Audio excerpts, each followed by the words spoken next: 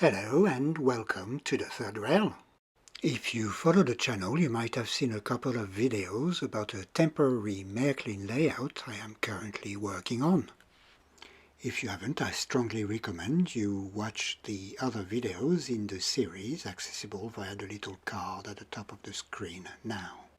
In the previous episode, I installed the locomotive depot comprising of a Märklin turntable 7186, a locomotive shed 7028, a crane 7051, and a few sidings and turnouts.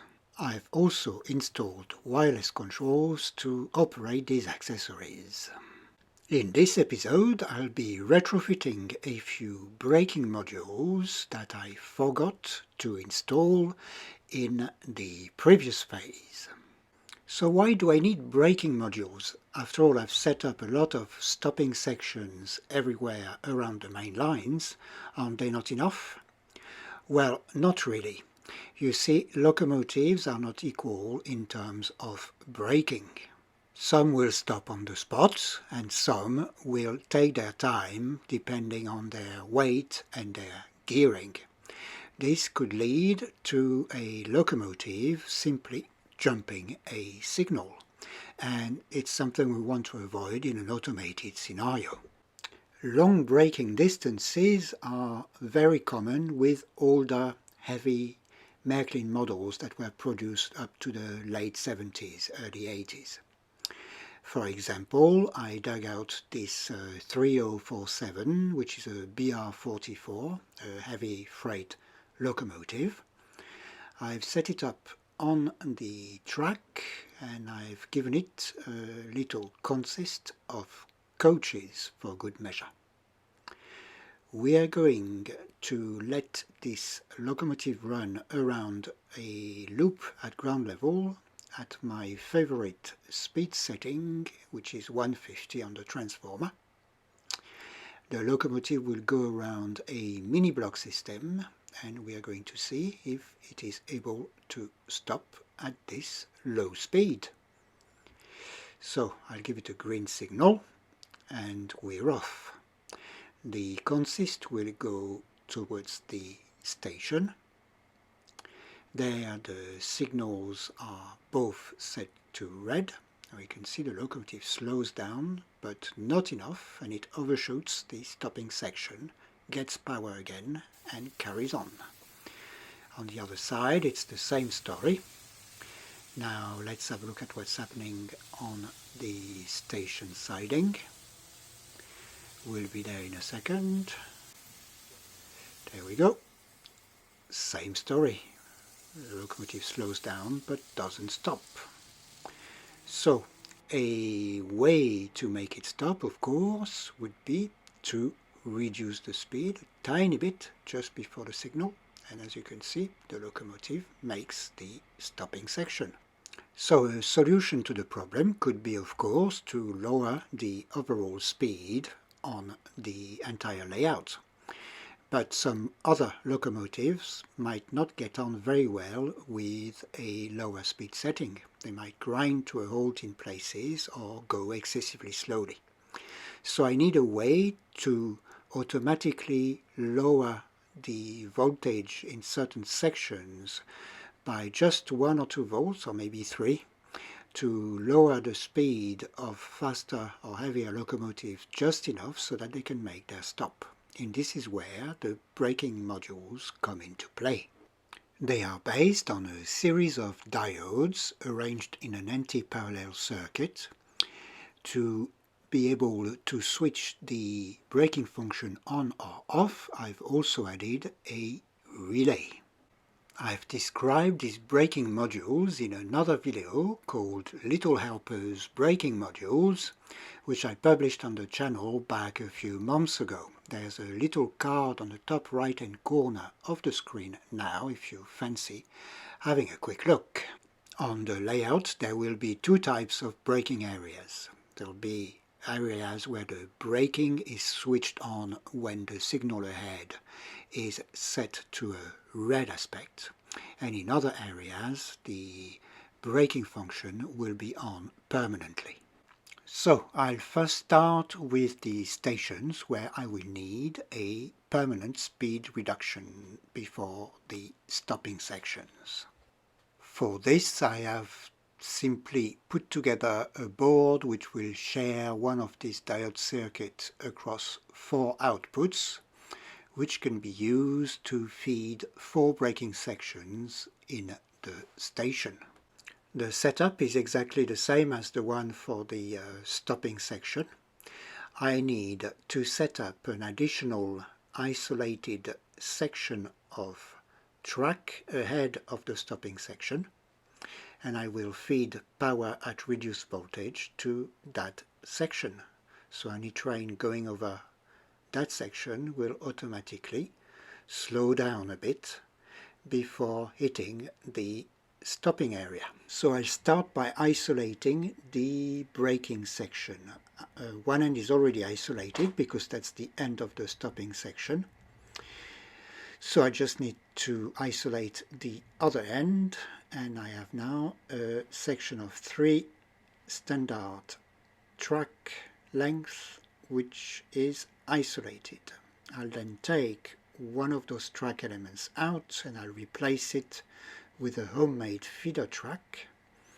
I've soldered a wire there, but you could use the 5004 kit as well, that would work. So I just need to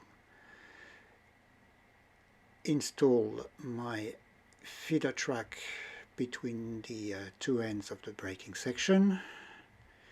There we go. And once I've done this, just attach the entire braking section back to the rest of the track.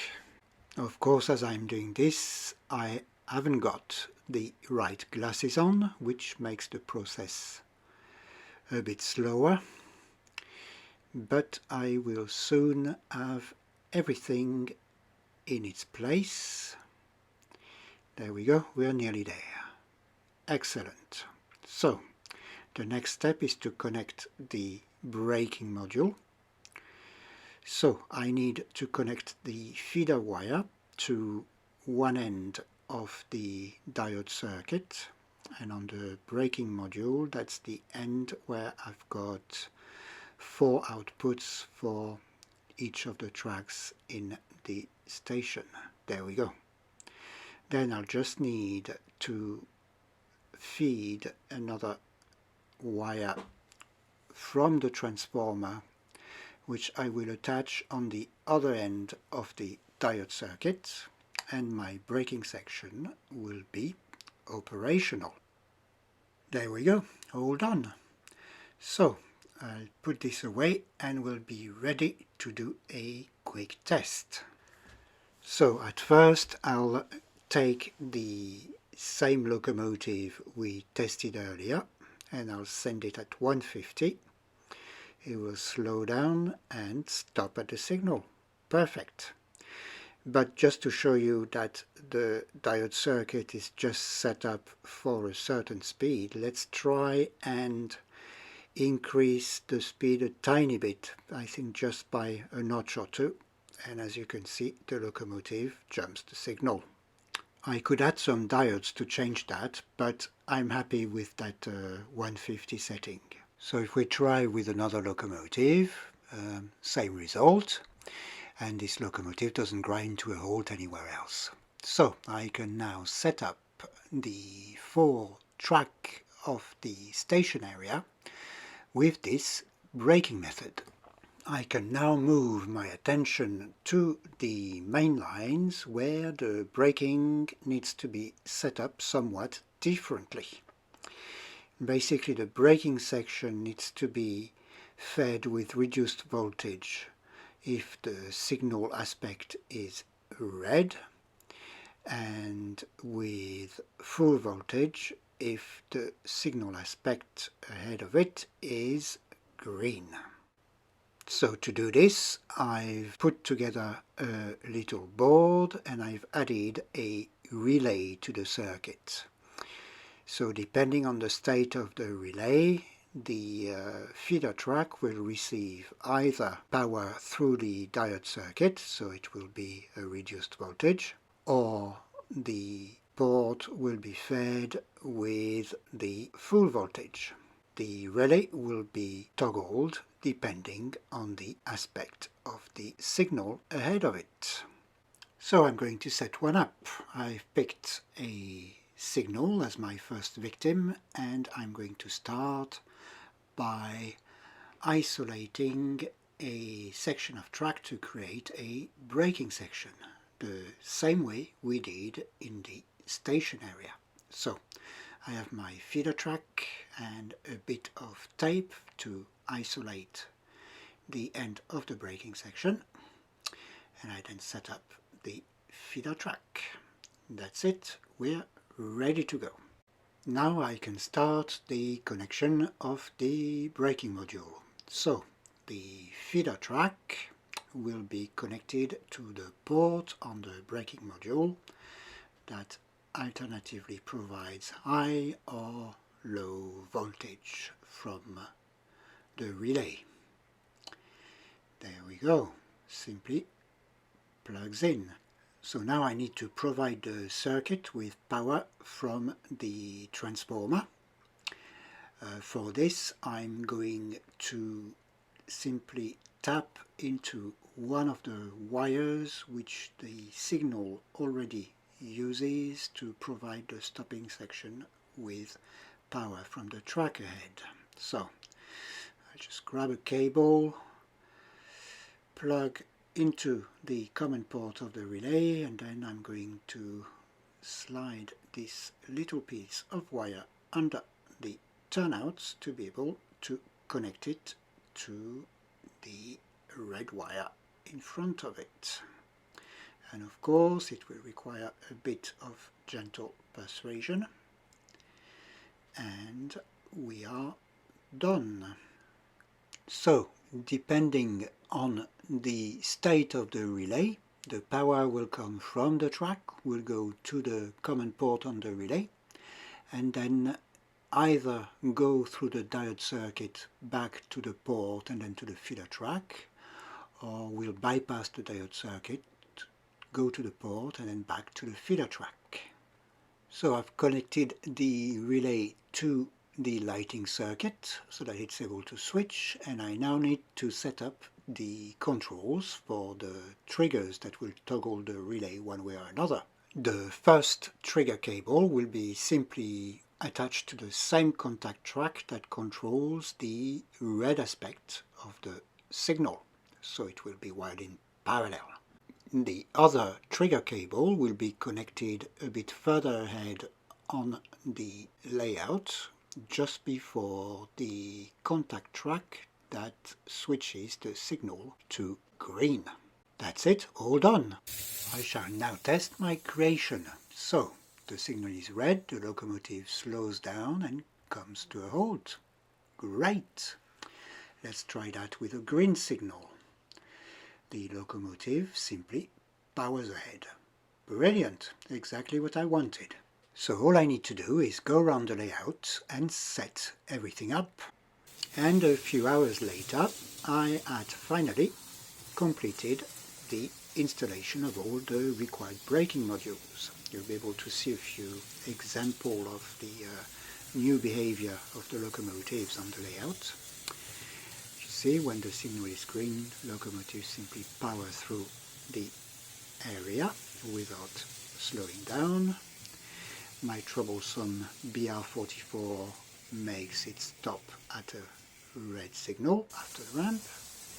If we have a more general view of the operation of the station, I think this addition of braking section will add a nice effect.